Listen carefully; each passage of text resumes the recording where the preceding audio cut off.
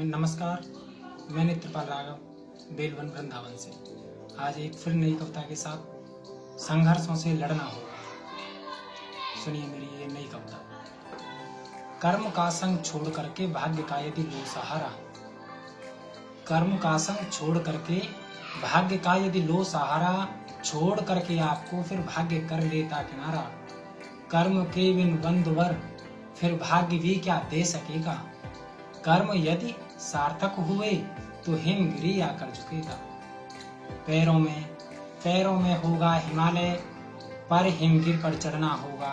संघर्षों से लड़ना होगा, दुविधाओं से लड़ना होगा। संघर्षों से लड़ना होगा, दुविधाओं से लड़ना होगा। महलों में जब रहे राम, युवराज राम कहाए थे। वन की अवध पूर्ण कर लौटे, प्रभु राम बनाए थे।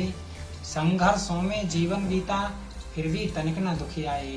काल द्वार पर लेने आया, तब भी भगवान मुस्काए। मग कंटक पग कोमल थे, मग कंटक पग कोमल हैं, फिर भी वन पथ पर चलना होगा। संघर्षों से लड़ना होगा, दुविधाओं से लड़ना होगा।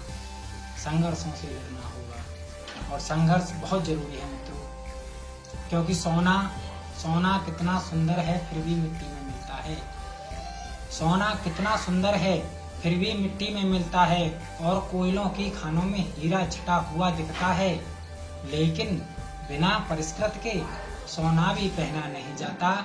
जब तक अग्नि पर तपे नहीं, गहना कहा नहीं जाता।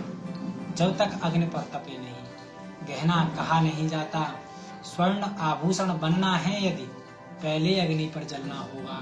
संघर्षों से लड़ना होगा, दुविधाओं से लड़ना होगा। लोग कहते हैं हिंदुओं ने पत्थरों में भगवान माने, लेकिन हमने पत्थरों को भगवान इस तरह से नहीं मान लिया। उनसे हमको कुछ सीख मिलती है।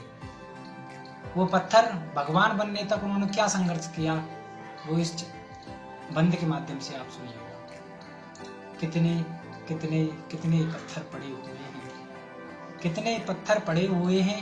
क्या हर पत्थर पूजा जाए। बिना मूर्त के पत्थर को भी कैसे कोई देव बताए। कितने पत्थर पड़े हुए हैं, क्या हर पत्थर पूजा जाए। बिना मूर्त के पत्थर को भी कैसे कोई देव बताए।